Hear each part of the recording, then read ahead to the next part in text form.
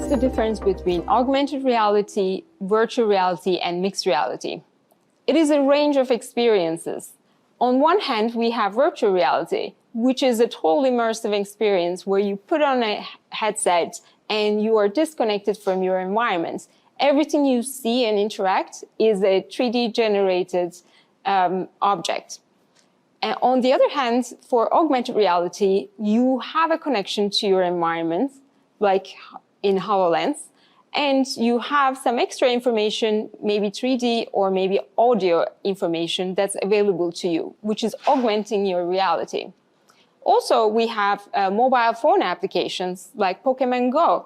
You are looking through the glass of your phone and you're able to find 3D objects in the real world. And this whole range of experiences we call mixed reality. And short, it's called XR.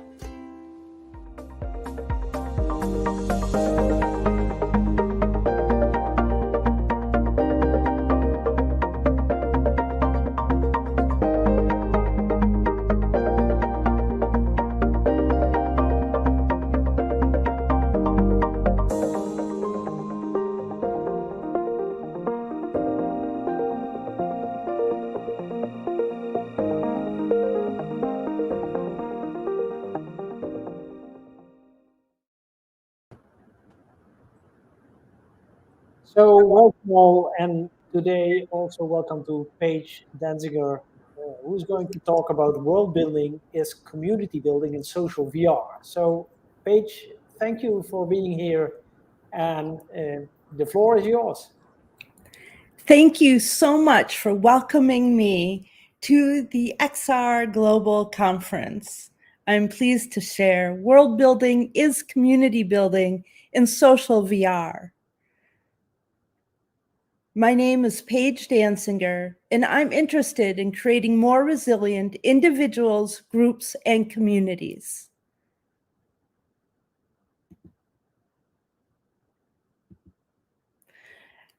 When I first began as a Horizon Alpha creator, I had a vision, and I will share it with you. I'm Paige Danziger, and I believe that community gardens and creative technology can be partners in dissolving isolation and feelings of overwhelming powerlessness towards today's biggest crises: social intolerance, racial injustice, climate crisis, and mental health. Participatory public programs using mobile, AR, VR games, and social learning activities in a garden context can solve these issues. An AR, VR garden and real urban community garden program created with women, students, diverse, and LGBTQ+ public participants can create sustainable cities and raise individual, group, and community resilience, justice, and empathy. Thank you.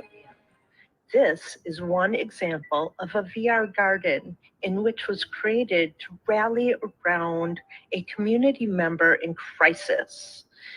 Members in the community learned how to build flowers out of primitive shapes, and they added it to this environment and then gathered together as a community of support for our community members. Amazing.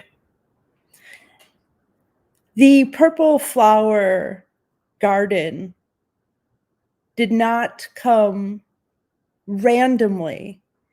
Purple Flower Survivors wasn't the very first virtual reality experience that leveraged community artists, nonprofits, and citizen people who are not considered artists. Over 65 survivors of domestic violence shared drawing a purple flower, and it transformed the community in measured amounts of resilience. I'll share a little bit of that story with you. 2016. I didn't have an Oculus at that time, but just an iPad with a drawing software that I co-designed. And with a couple of iPads, I would go weekly and sometimes more than once a week to a domestic violence shelter and draw purple flowers with members there in a little tiny side room. I'd bring some fruit and some pretzels and kind of coax people in after their group meetings to draw on this iPad. And no one really shared their story with me, nor I shared my story with them. But just through the act of drawing a simple flower with each other and handing it back to each other was an act of recognition. And at that time, over 65 survivors of violence drew a purple flower, and we imported it with the help of Seth Gibson and Hattie Ball. We created, it was also our first collaboration with other artists. So we used Unity and created a YouTube video that could be watched through a cardboard VR set at the time. And it transitioned into the VR. When a community member was in crisis in Facebook Horizon, again, people rallied around that community member, built purple flowers, and imported it into a world. Importing in Horizon was a relatively new feature at that time. And by creating a space where other individuals were able to import their flowers or their doors to other worlds that they created, proved to create a deeper connection with the members in Horizon. And I had thought, well, perhaps there's more opportunities for people to work together. What would happen if I created a space where people could use the primitive shapes to solve some problems together? So I created Horizon Art School and started regular Friday hackathons. And this was at a time where really the user base was so small in Horizon, everyone could fit into one room, one small room in my house, and gathering people together in this new space was exciting to see people who, right in the midst of COVID, started to work together and solve problems that were seemingly insurmountable outside of Horizon. Here are some images from our climate hackathons.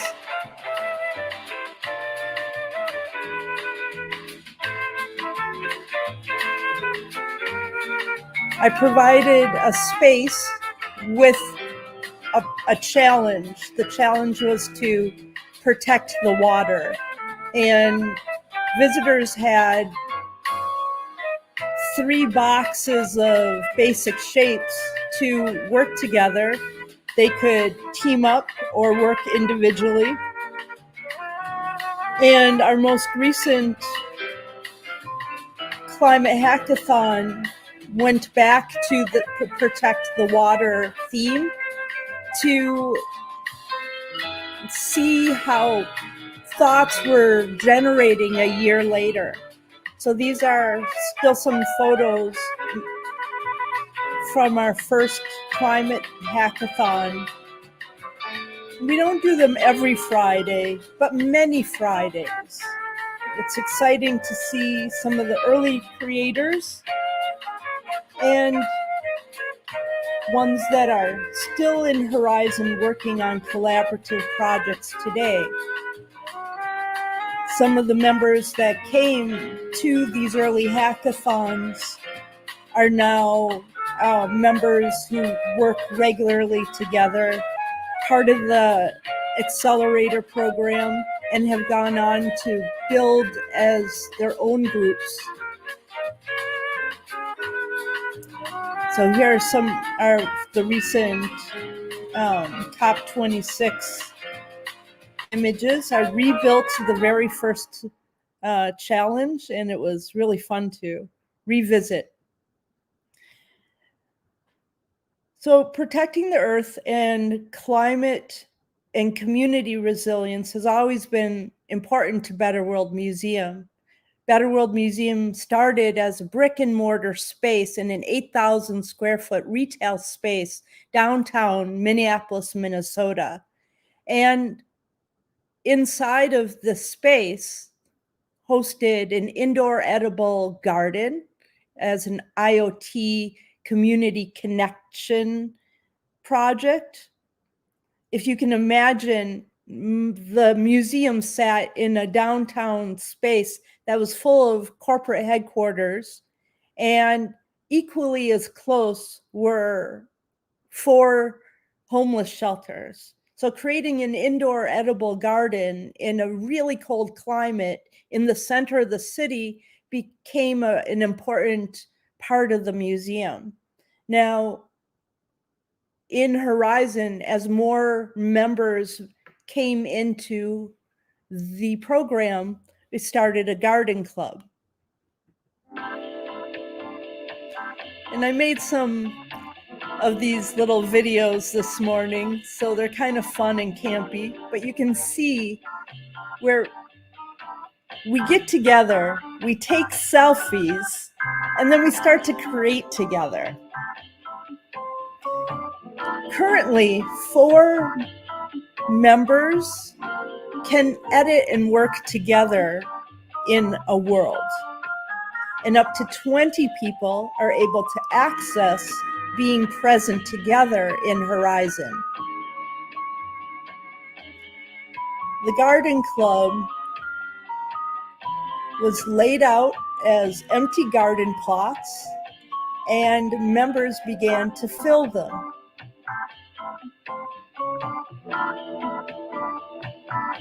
Around this time, I had moved out of the city and into a house that had a community garden at this exact time.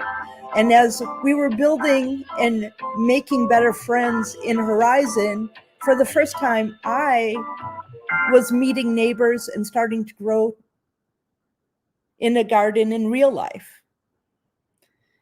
Now, I've always felt strongly that what one does in VR can make a better world outside of VR. And this has always been my mission with my work. And in many ways, it's exciting to live it.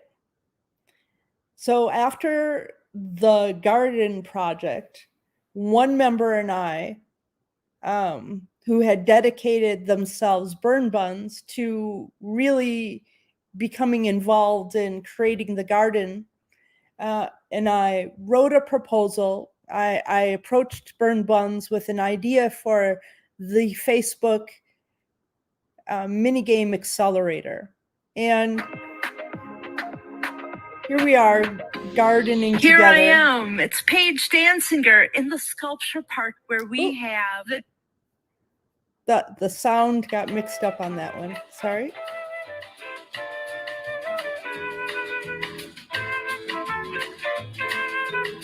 So John and I decided that it was so important that what we did in Horizon reflected making a better world outside of Horizon. We decided to create a garden in which people could dig, plant, and water vegetables and add them into a community basket. We are excited to take some of our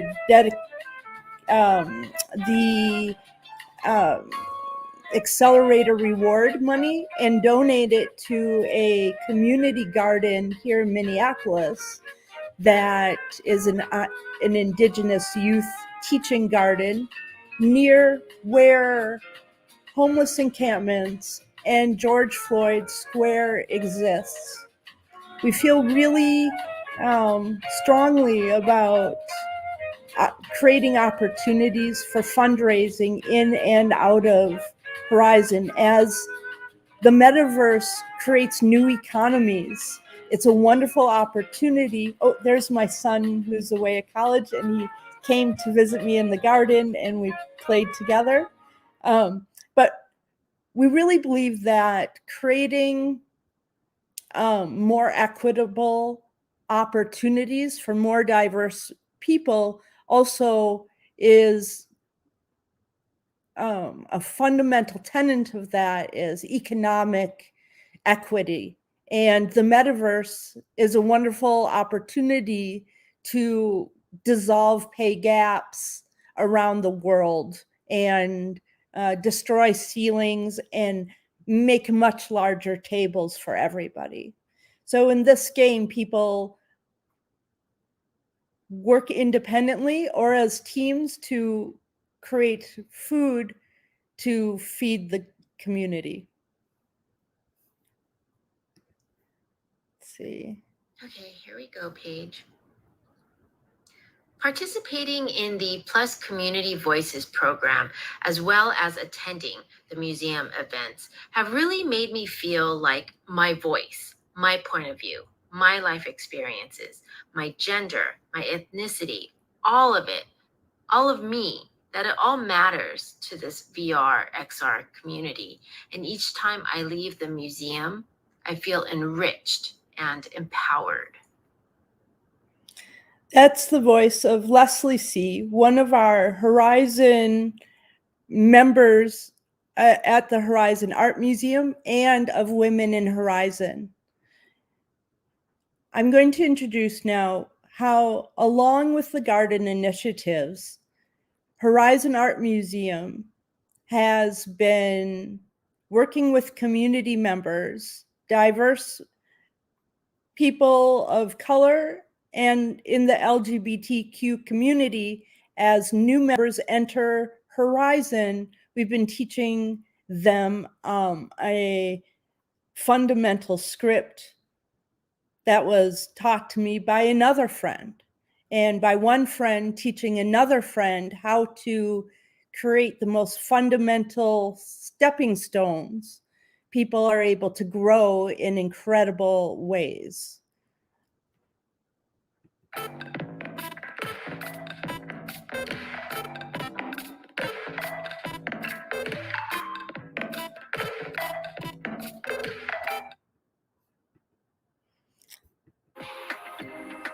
This is the Plus Community Voices Hello, program. welcome. This is Paige Danziger at the Horizon Art Museum. We're a site for social action. We pay diverse and LGBTQ plus creators to learn new skills and amplify their own voices in Horizon. I'd love to demonstrate these with you.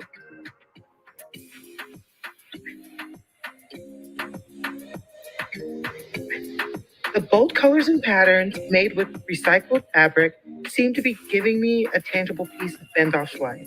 These quilts, made by women who were among the small population of enslaved Black families, able to retain their history, channeled that into an artwork that ended up influencing all of U.S. art history. My question is, what did the art world do with that legacy? And what can we do today to amplify the Gee women's legacy? The Seasons by Lee Krasner emanates depth and experience. Lee is commonly referred to as Mrs. Pollock, an extension of her late husband Jackson. Overshadowed by his work seeking success on her own accord, only recently have I begun to experience this myself. After the loss of her husband, she was finally free. Grief-stricken but unstoppable, she put her hands to canvas. Her ability to consistently achieve her goals, as well as her strength and confidence throughout her life, are what I will always aspire to achieve.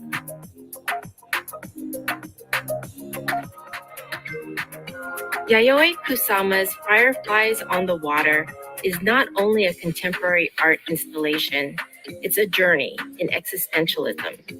It forces us to see ourselves in the wide open darkness. And for me, it forces me to confront my fear of infinity, of endlessness. The dark expanse terrifies me, but this revelation gives me light.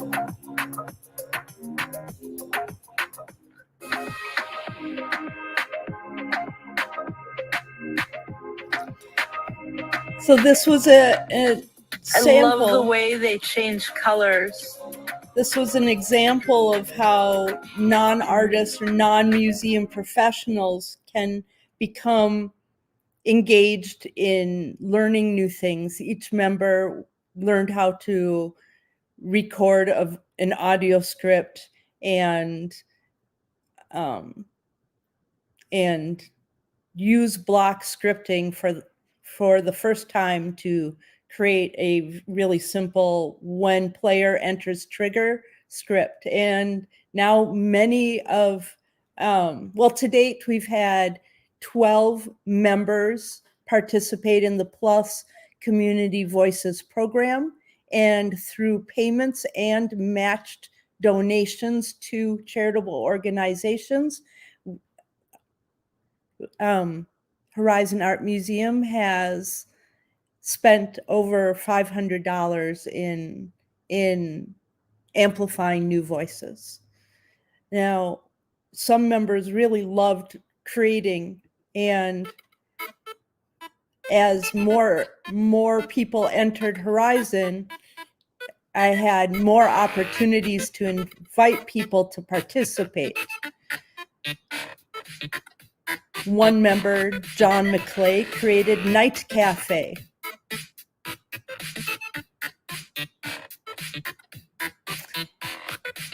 And more members created more spaces. And in these spaces, we were able to play, add mini games. I was part of a Games for Change program for museums, where I was considering how can games create meaningful time together. And when one member asked me how I felt about the immersive Van Gogh exhibit, this was my response. I wanted to make something so immersive that it was full of games and included members of the community as creators. So here's Bedroom and Owls, which was created by Burn Bun's John Burnett.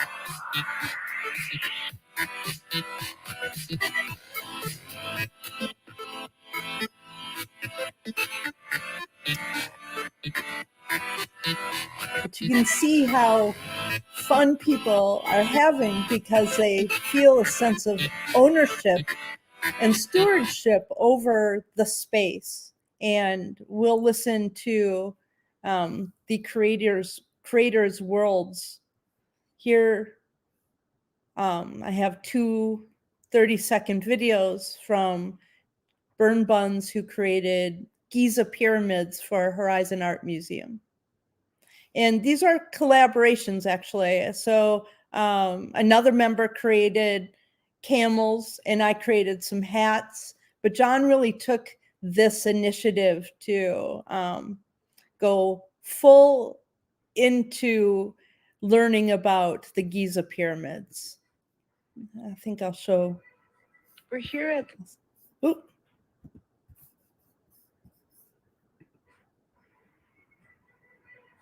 We're here at the Giza complex.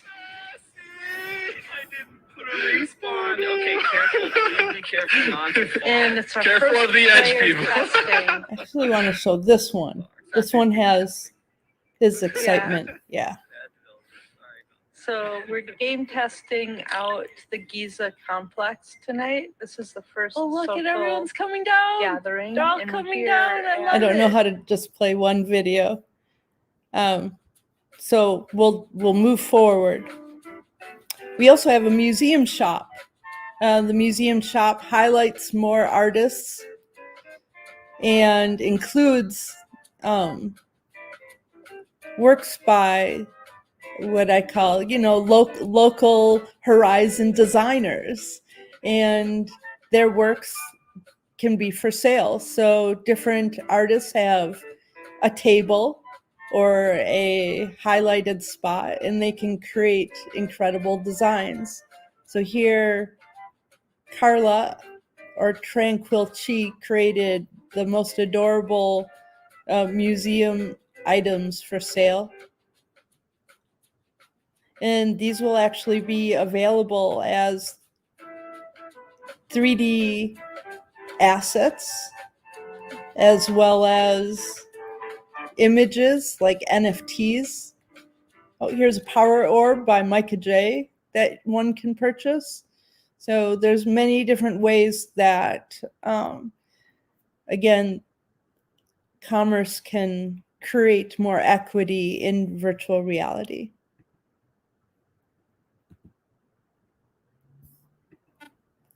And further exploring meaningful time together and how games, even just playing together, when you're not building together, it's really important to take a break and play together. So these are the top 5 games at Horizon Art Museum. Yeah, that's a great one. Love that.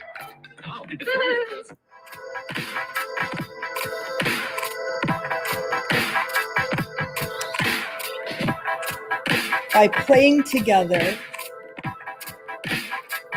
we learn how to solve problems together.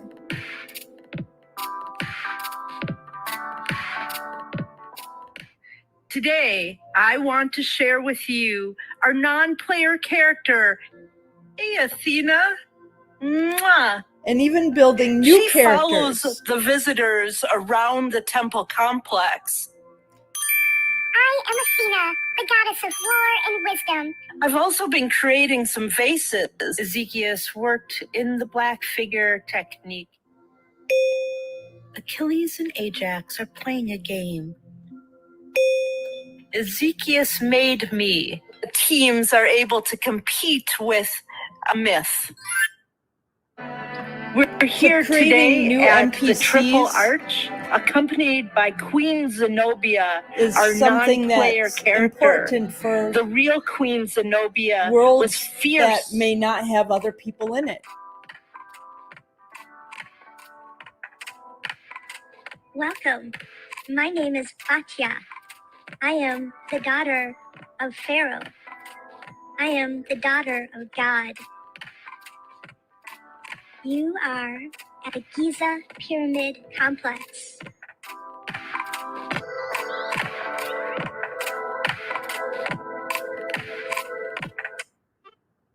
Convince the critic.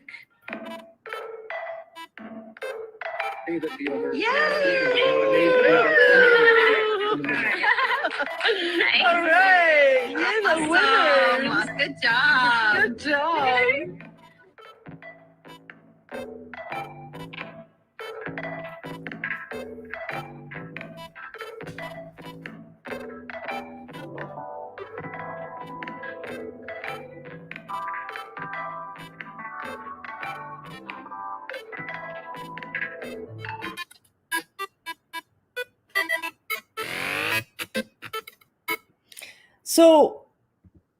So what happens when somebody goes into VR and there's no one to play with or build with?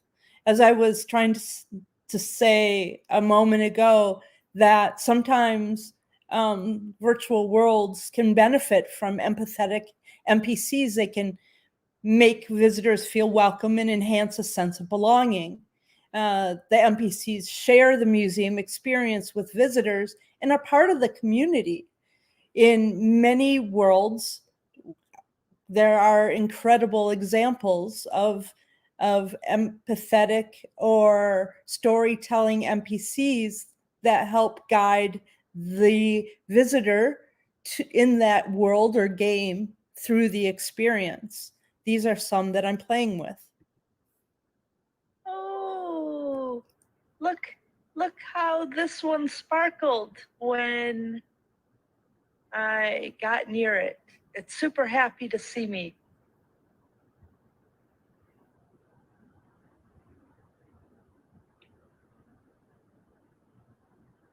Look at this cute little one. Oh, no, it's also happy to see me. Oh my goodness, oh, look at it flip around. Yay, I love it. And look at this one. Oh, it's so pensive and curious.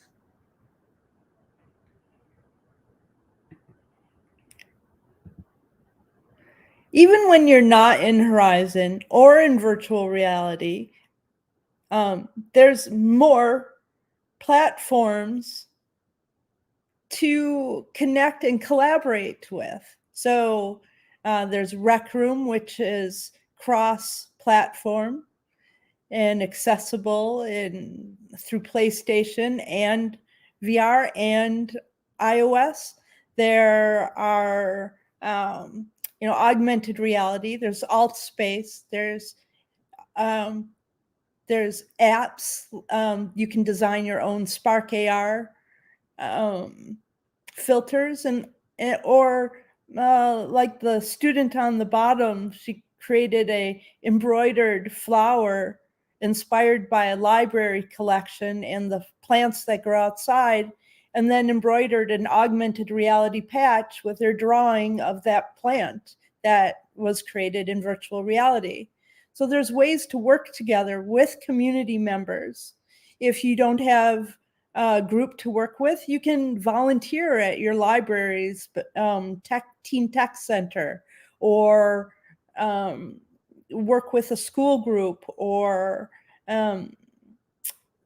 find new ways to connect with more people in social VR.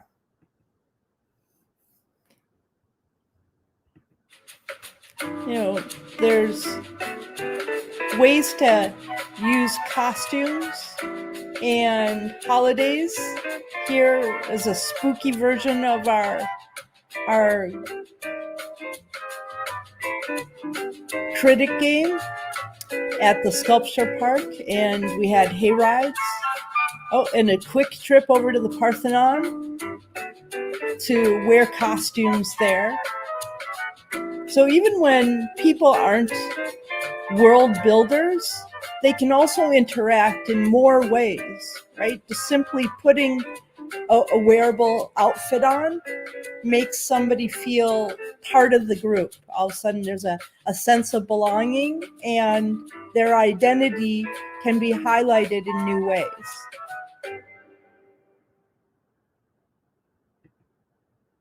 And there's some incredible groups that are collaboratively world building. The Horizon Creator Community, Blue Wave Studio, HZT TV, the Creators Community. There's so many groups. Oh, there's a really cool car racing group that meets on Sundays. So if you have a passion or a niche, you're going to be able to create a group and create together.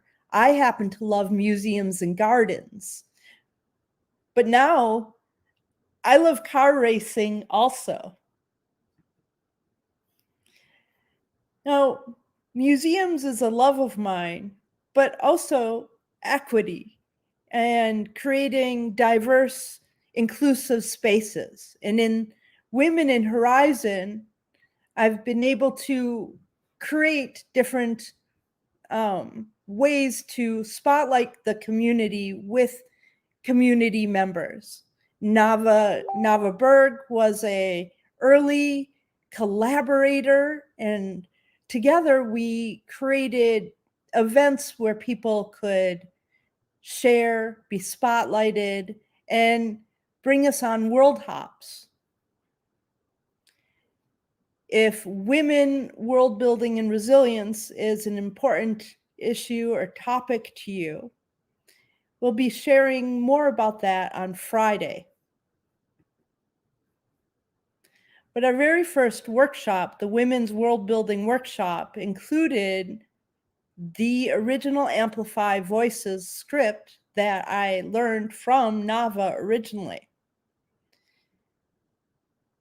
When she taught me the script about how to amplify my voice, and then I used the same script through Horizon Art Museum to teach other people how to amplify their voices, it only became natural to create workshops so that more people could learn and teach more people. So you always want to train the trainers when you create a community group, then your community can grow exponentially. Imagine a metaverse where everyone is able to share their messages through their voices, actions, behaviors, in ways we build together. One member from the workshop went on to create a whole world as a collaboration with another person. And in that collaboration, they created a world called Get Informed About Everything LGBTQ. And so now, not only did they create a world, but now they created a safe space where more people can connect and find people that may support or empathize or learn how to better understand more people.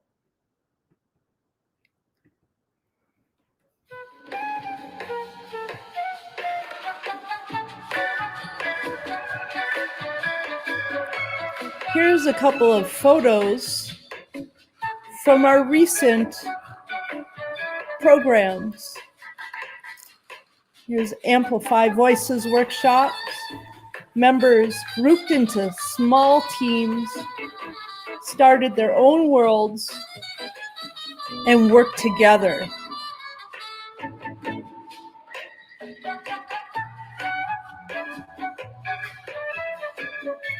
Look at that tree. And this is how Sassy and Jillian's world started. I'm listening to somebody's amplified voice. And here, Utterly Otter started teaching the lesson.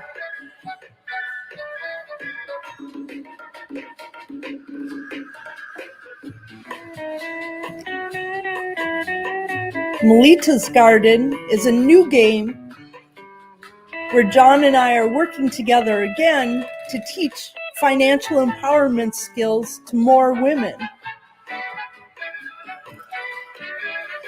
And it's been a year since we started in Horizon. So Purple Flower Survivor's World, it has a whole new, brand new world with new members that are adding, contributing, and creating worlds. This week, we had a Friendsgiving meal where the members of Women in Horizon and community brought a dish to share at the table. The simple act has inspired the idea of members to now create a cookbook with real recipes, with scripts of how they created their dishes, and highlight creator spotlight worlds and create fundraising for young women in tech group. Some of the members would like to have regular meals now together. Here we're building. We're going to have some regular dinner parties where we discuss social issues and create solutions. People will be welcome to return to the table for dessert after they present a way that they're able to create a world or an action out of VR to make impact.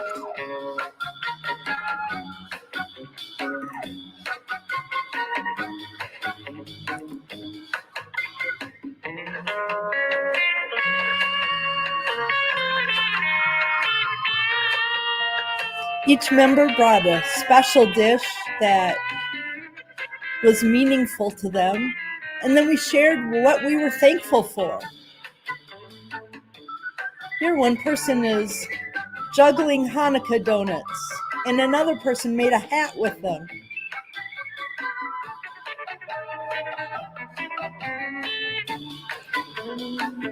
When we create together, play together,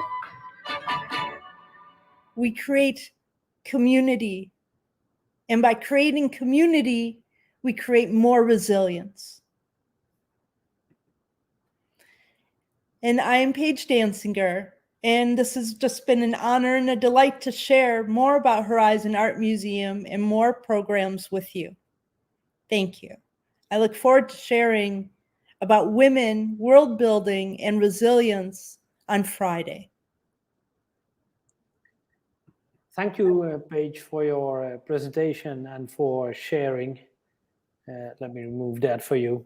So we didn't get any questions from the audience, but one question is bugging me basically from the start of your presentation. And so when you create these worlds, virtual worlds that these people socially interact, basically they will change their behavior. That's right. Because your voice is being heard, and based on that, it's basically easy to create a social network, basically. But do you have any experience if this also reflects on real life for these people? Oh, dramatic differences. I have several examples in real life. For instance, I was able to present to the World Health Organization last summer about a recipe for resilience, working with teen members in world building. Teens, 11, 13-year-old, and 15-year-olds created a museum inside of virtual reality. And they went from very poor verbal skills and eye contact to assuming leadership roles and ending up on panels and boards for conferences like this. In the span of a summer, I saw despondent teens become members and create a sense of belonging and purpose through world building together. Now, another example is a good friend, Casey Mon, who rebuilt the Purple Flower Survivors Room around. She was in a complete life crisis with her family and her personal life, and experiencing a lot of disadvantages. Casey learned how, in the Purple Flower Survivor Room, how to create a purple flower. She went on to become a world builder and is creating games. She's employed and making money from her world building skills, and is in a much better place emotionally and financially today. I have more examples where the teen that you saw who created that embroidered augmented reality patch, she was hired by the Teen Tech Center as a full-time employee. And another member is now on boards of Black technology groups and are creating their own businesses today. Fantastic to hear, really. It's a very interesting topic.